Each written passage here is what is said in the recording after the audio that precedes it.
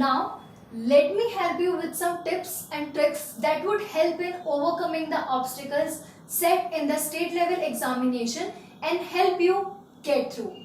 First, reading the newspaper and listening to the panel discussion help keep up with current affairs and increase one's vocabulary. Second, the exam contains negative marking, so it is essential to work up a smart plan so that every mistake that you commit in the exam does not decrease the possibilities of getting selected. Third, prepare accordingly for each section of the exam. Every section tests the aptitude and temperament of an individual differently. Last but most important tip is, once you are done with the syllabus, start with mock test to check up on your timings. As for me, I would recommend you Youth for Works application set for this very purpose. It goes by the name of Prep Guru. Thank you.